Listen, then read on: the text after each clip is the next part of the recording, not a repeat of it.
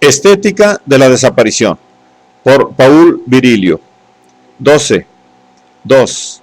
Parte 4. Abel Gance, por su parte, se complacía en citar a Napoleón. Para magnetizar a las masas hay que hablar, antes que nada, a sus ojos. Y afirmaba, el futuro del cine es un sol en cada imagen. Un sol como verdad de la vista, 24 veces por segundo.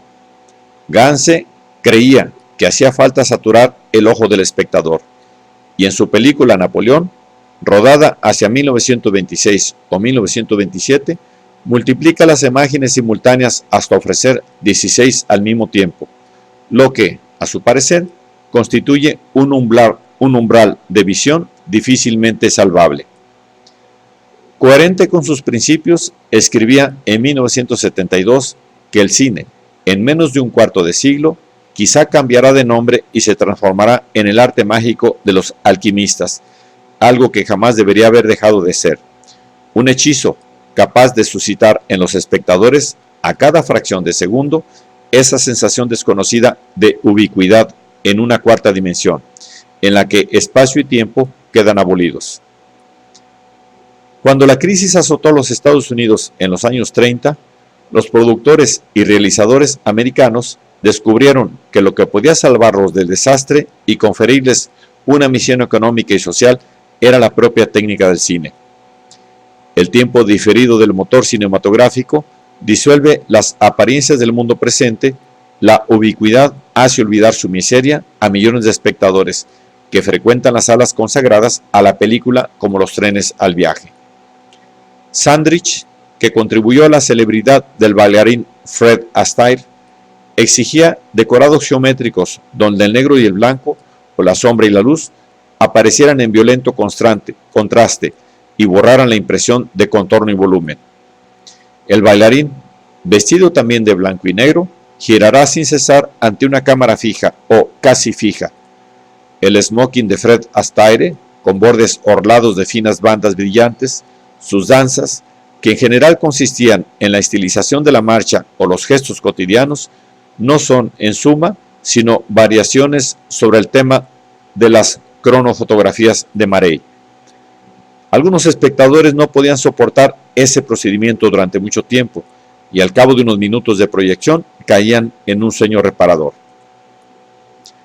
Cabe señalar que uno de los fotógrafos habituales de Fred Astaire era el célebre Edward Steichen, antiguo comandante de operaciones de fotografía aérea del Cuerpo Expedicionario Americano destacado en Francia durante la Primera Guerra Mundial. Desde 1914, la técnica cronofotográfica experimentó nuevos progresos gracias a las fotografías de guerra tomadas desde pequeños aviones de reconocimiento. Los países beligerantes aplicaron al reconocimiento aéreo métodos industriales de división del trabajo y de producción intensiva de la imagen. En 1916, Francia funda la Cinemateca de la Armada y el coronel Steichen, por su parte, conserva cerca de 1.300.000 copias que pasarán a su colección privada después de la guerra. Una parte importante de esas fotografías fue expuesta y vendida con la firma de su autor, como si fueran de su propiedad. Tiempo después, las galerías de fotografía del Museo de Arte Moderno de Nueva York se dedicarán sintomáticamente a Steichen. Pero lo que nos interesa de esos millones de negativos puestos al servicio de la investigación sistemática del paisaje a partir de las huellas del enemigo y al de la destrucción de ese enemigo es la nueva sinergia de las prótesis que empieza a crearse, este nuevo mixto que asocia el motor, el ojo y el arma. Una alquimia del sentido capaz, ahora sí, de mostrar en una sola anamorfosis la inestabilidad que precipita toda forma a su ruina. Ese collage instrumental que permite reconstruir minuto a minuto, día tras día, la erosión de un edificio, una trinchera, una ciudad o un paisaje campestre causada por el efecto combinado de los bombardeos a distancia y la mirada ubicua de los dirigentes militares.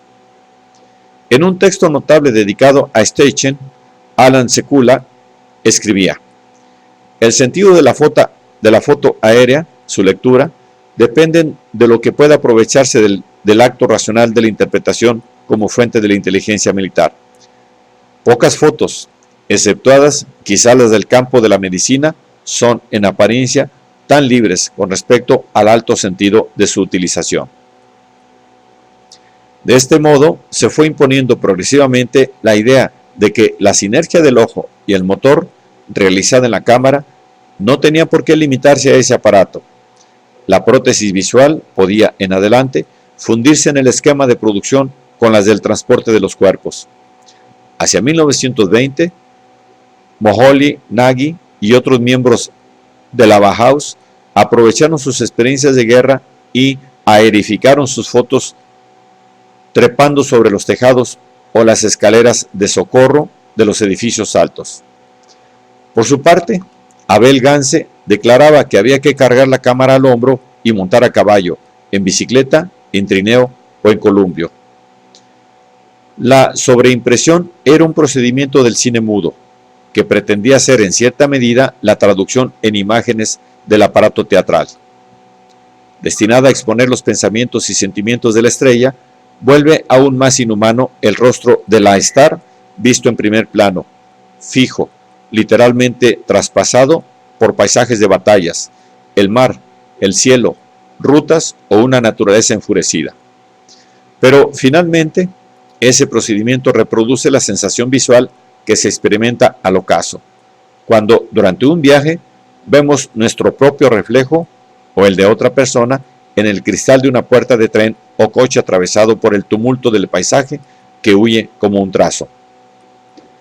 La sobreimpresión fue significativamente reemplazada por la panorámica, traveling, tomada desde un coche.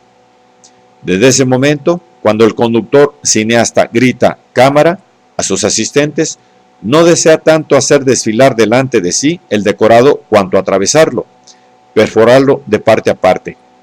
Como el proyectil de guerra lanzado a toda velocidad sobre el blanco visual que debe aniquilar, el cine se fue acostumbrando a provocar un efecto de vértigo en el vidente viajero.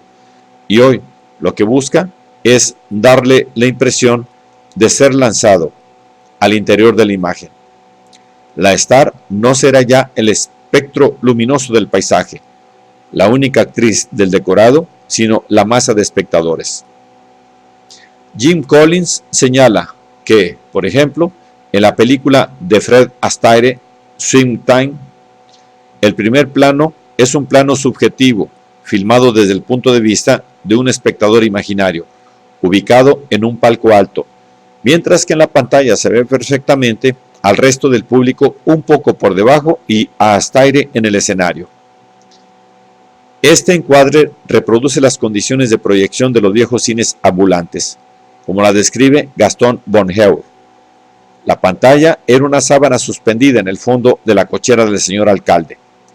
Los escolares ocupábamos la primera fila y esperábamos con impaciencia que llegara la hora de los cowboys.